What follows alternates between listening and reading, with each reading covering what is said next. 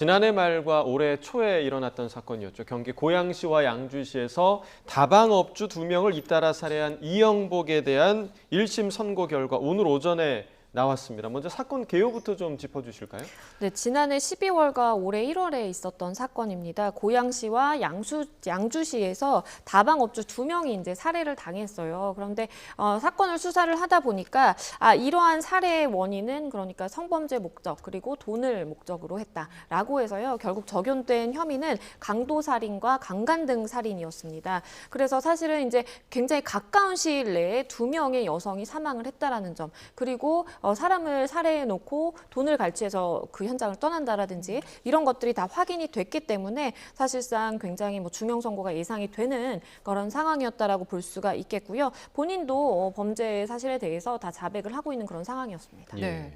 그 이영복 본인도 사형 선고를 요청했더라고요. 그리고 검찰도 사형을 구형했고요. 그런데 오늘 재판부는 무기징역 선고했습니다.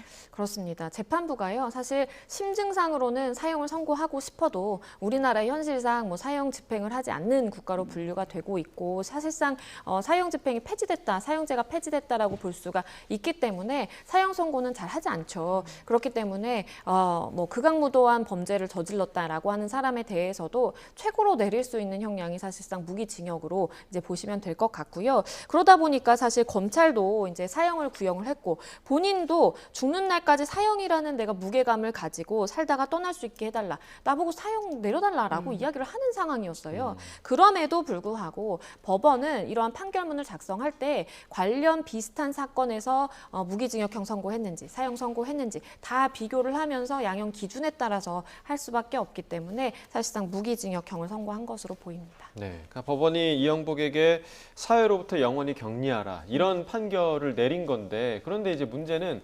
무기징역이라는 게 20년을 복역을 한 이후에는 가석방 신청 요건이 되잖아요. 그렇습니다. 그러니까 이영복도 해당이 될 수 있는 건가요? 해당이 될 수 있습니다. 아무리 무기징역형을 선고받았다라고 하더라도 1급 모범수로서 장기간 수용 생활을 굉장히 모범적으로 했다라고 판단이 된다면 가석방 대상이 될 수가 있는 것입니다. 그렇기 때문에 사실상 일각에서는 아예 사실 사회로부터 격리를 하고자 무기징역형이라는 것을 선고한 것이고, 이번 1심이기는 하지만 재판부에서도 사회와 영원히 격리해야 된다라는 취지 입장으로 무기징역형을 선고한 것이거든요. 예. 그런데 다만 사실 교도소에서 수용 생활을 모범적으로 한다고 해서 사실상 사회에 복귀하도록 하는 것은 이 취지와도 좀 맞지 않을 수가 있기 때문에 우리가 아예 이제 가석방이 없는 종신형 선고를 내려야 되는 것 아니냐라는 목소리도 있긴 하지만요. 아직까지는 법제화가 되지 않아서 단순히 이제 무기징역형 선고가 된 것입니다. 네.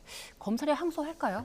일단 항소할 것으로 보입니다. 일반적으로 검찰이 사형을 구형을 했는데 무기징역형 선고가 나왔다라고 한다면 그에 못 미치는 것으로 볼 수가 있고, 사실상 검찰도 현실적으로 무기징역형이 내려질 수 있는 최대치라는 것을 알기는 하지만 그래도 형식적으로 할 수는 있다라고 보이고요. 본인은 본인에게 사형을 내려달라고 이야기를 한 상황이기 때문에 항소를 하지 않을 개연성도 좀 있다라고 봅니다. 네, 형식적으로 할 수 있다라는 의견 주셨습니다.